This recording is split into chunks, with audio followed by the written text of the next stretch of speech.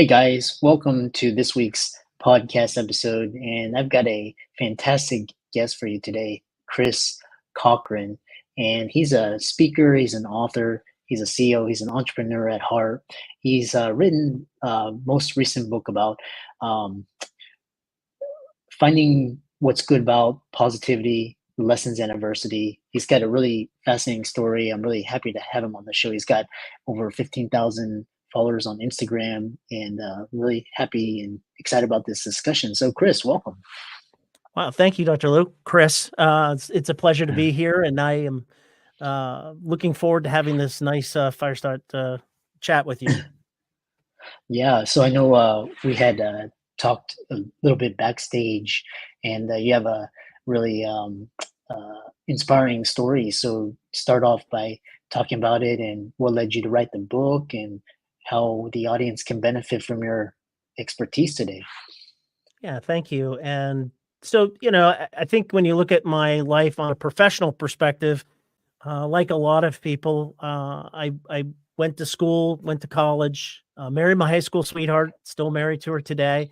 Started dating when we were 15, and we're together today.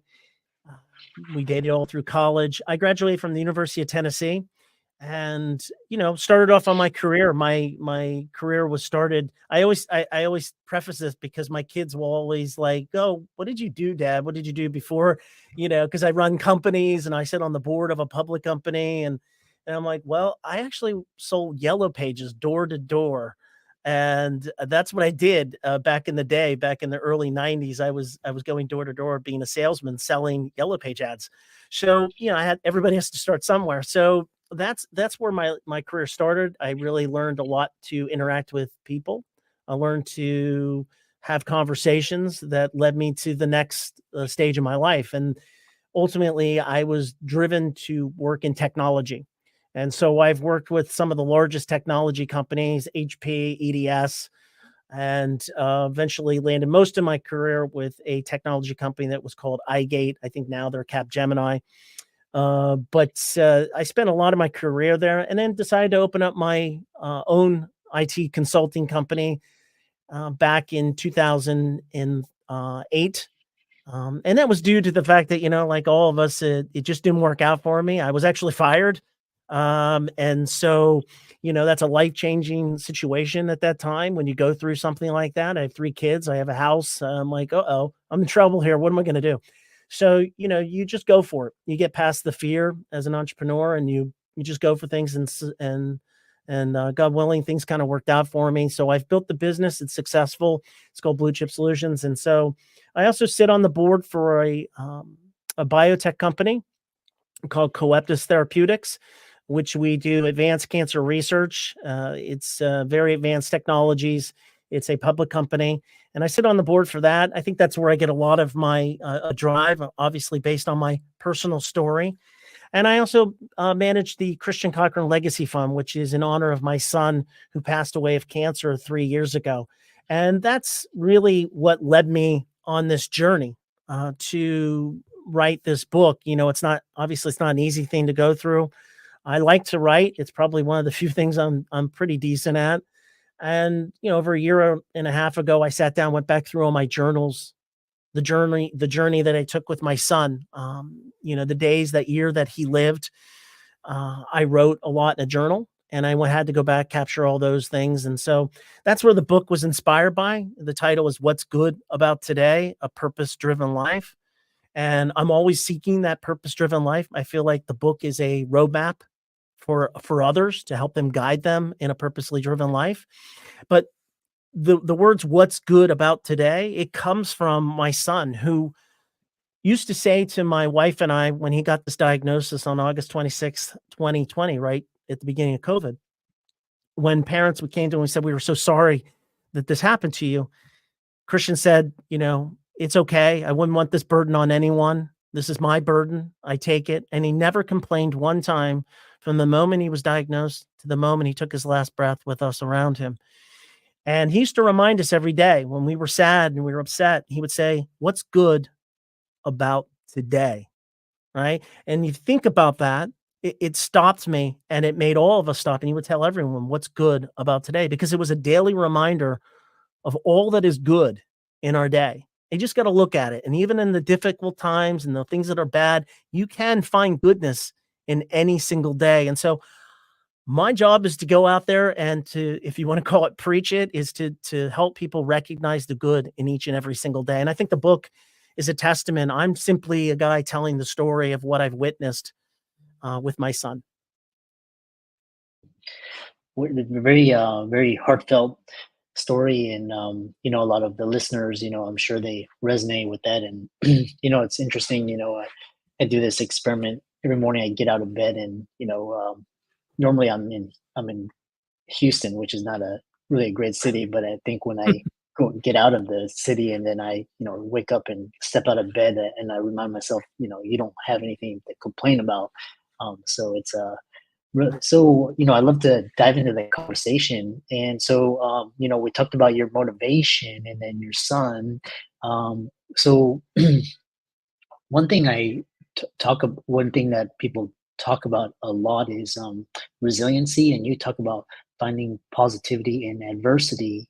So how can people apply this mindset to find positivity in their own lives?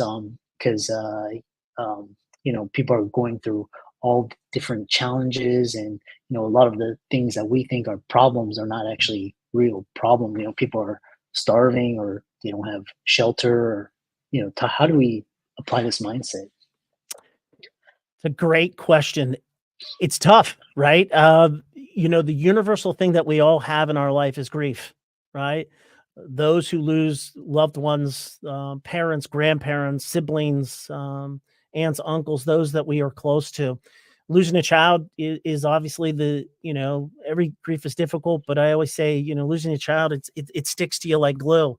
It's not, it never washes away. I've lost my parents, and you can kind of get over that, but over time, but a child just sticks to you. But the thing that I would tell those who listen, and one of the things that my son Christian taught me, and I talk about this, is so many of us have to-do list, right? We have these to-do lists. What do I got to do today? I got to write it down. I got to-dos, to-dos, to-dos. My son had a to-love list, and it was extraordinary because it was really, if you change that mindset of, this to love list, you find out that you're approaching the world a lot differently. And you also, when you go through these difficult times, as your listeners do, and all of us do, is you have to also realize that you're not in control, right? What we are in control of is what we have right now, with me and you together here talking. That's what I have right now. I don't know when we get off this, and life is changes for everybody very quickly, changes on a dime. And I say that because Chris, my life was perfect. I mean, when I say perfect, it still is. I love, my family. We're close. We're a tight knit family. But when I say perfect, business was roaring. My kids were, Christian just graduated college. He was ready to take on the world. He's coming out actually to the West Coast. He was an actor. He's full of talent, full of life. I have two other children that are younger. Life was moving perfectly, and bam, it just hits you, right? He's hit with a terminal cancer, and he's given a less than 1% chance of living at 22 years of age. And so what I tell you is life can change on a dime, but it is important that we strive for optimism. We remain humble, and we, even in the face of despair, we really have to approach things that way. So I think my message is, optimism and strength, and always remain present in the moment. And it sounds like you did that this morning, as you do. And I think rituals are great when you wake up in the morning. I have same rituals. I do the same type of things. I pray. I hope for a good day. I hope for the armor of God to give me the strength. And I think those are things that are important for us to do, and they help us through the day. Yeah, I really, like I said, I think this, for the audience, this is really very inspiring and moving episode. Next question is, because you talked about a to love list, and so what's interesting is, we this is a business entrepreneurship podcast. A lot of it's like finances, but a lot of it, there's a bigger meaning. So talk about intentional living and living a life with purpose, intention, inspired by lessons from your book and actionable steps for to incorporate these principles into their lives. Yeah. Well, I am an entrepreneur and I'm a businessman, and so I practice that in my daily routine, and then, that gets down to how you treat your customers, right? I think anyone can relate, hey, our customers are number one. And so in a business sense, I put my customers there. My employees obviously very important, and it's up there as well. And it's how you treat your customers, how you treat your employees. It makes for a much more bountiful existence, means for a more bountiful business as well. I talk a lot about, it's not about the length of time, depth of our experiences. I try to, you know, highlight again how you stay in the present. And so again, I stay in the present when I'm with my customers. I stay in the present when I'm with my employees. I can tell you there's a pre-Chris Cochran, pre-cancer Chris Cochran, and there's a Chris Cochran after all this. I can't even recognize that guy when I think about him, right? Because I was the same guy. We all have that same term: keep up with the Joneses, keep up with whatever, right? He's got the better house, got bigger, whatever.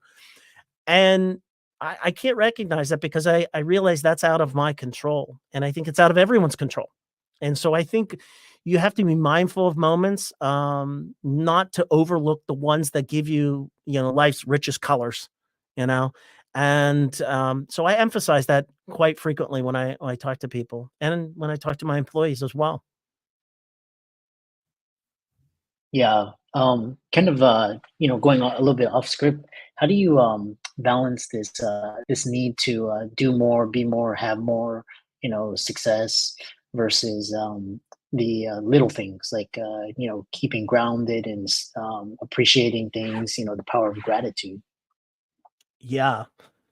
Well, it's not an easy thing, but I think that, when you go through something traumatic, and everybody has different tragedies in their life, right? There's all kinds of different things that affect people very differently, right? And you made a point, which is there's so many small things, and it's always a difficult thing for me to navigate because I meet people who tell me things that I go, "Huh, I wish I had your problems. Those are really good problems," but they are big to people. They're big to them. So I think navigating that daily is again, I focus on time. Time in its traditional sense is really a limited currency. So, but but really, it's the moments that we touch souls that really are infinite. And so that's how I navigate it.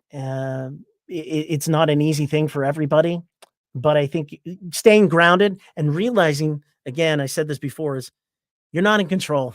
You don't have the control you think you do. And I think the guy before, I thought I had control. I could control everything. I thought I could control Christian sickness, right? I went to every doctor, every best facilities in the United States, the best doctors, but in the end, I can't control that. You can only do the best you can. So I think the same thing can be applied, as you're working through your life in any facet. Yeah, I really, very powerful and strong. Next, kind of talking about is this idea of building a legacy and your what I know because we everybody talks about finding your why, but Right. I know certain things like traumatic things can really feel you to have that for the people that kind of on the surface level, what do you have to say to them to find their why? Because sometimes it takes like a an accident or illness or getting laid off, or some huge loss to actually hone in. But some people, they go about their daily lives and they're kind of ho hum, don't really have a purpose. How do you address these and how do you kind of wake them up? I always go to a quote, because I'm not the wisest guy in the world, that's for sure. So I go to other wise people to provide that information. Bruce Lee, and he had a quote. It's a fantastic quote, and it honestly carried me. He says, Don't pray for an easy life, right? He says, pray for the strength to endure a difficult one, right? Because that's true. Life is difficult, and life is not an easy task for any of us. But I think once you realize that you've got these challenges in front of you, and you can get there by true optimism. And I think getting into things that help others, right? That one of the things when you go through the process is you say, look, I'm creating jobs, I have employment for people, I work, I'm helping do these things. Through the Legacy Fund, Christian's Legacy Fund, we provide funding to help those who are less privileged, inner city kids who after school programs. We do after school programs, things actually, that was not inspired by me. That was my son prior to his passing told me, Dad, I want you to create a foundation. I mean, this is the knowledge he had this whereabouts. Create a foundation that's going to help those who are less fortunate, help those who are struggling. He loved the arts. So, that's an area that we focus on. He loved animals. So I think one has to find a passion to give to others at the end of the day, because that's where you really find the meaning to life, right? It's not the money you bring in and keeping up with the Joneses and all those things. They're just material items. We all know this. All right. This isn't anything I'm telling you. That's the secret of success. But it honestly, going through something that's very difficult really opens you up as a human being to see, like, this is really, we're all here very short. It's not a long time. So focus on the things that bring joy to others. And I would tell you that's where you find your most joy and purpose. Yeah. Again, very powerful. I know we have around 5 minutes remaining, and so I wanted to ask you because talking about writing, because a lot of the audience, they want to speak, they want to share their stories, they want to you know get on TEDx and all of these. So, kind of talk about the book that you wrote and why you chose a book, and how you plan to leverage it, either speaking and kind of the challenges that you faced while writing and how you overcame those. Yeah, like I said, the book was a process. It took some, a lot of emotions. It still takes a lot of emotions out of me when I do go back to the book, of course, and I read through it. You know, I've been asked a couple things. What's this book about? Am I going to be, is it going to make me feel bad? Is it going to be, all these things? And I tell you, I say, look, it's a teaching memoir, right? I don't know if anybody's heard that Mhm. phrase, but it's a teaching memoir. Um, but at the end of the day, it's a love story. And if Mm. and it tells the story. When I was going through the book, this cathartic process of figuring out, oh my gosh, I have so many emotions. And, do people really want to read this stuff? Do they want to pay attention to this? Will they get something out of it? Because I had to think how Christian would think. And Christian would want me to make sure it was a positive approach to any of this.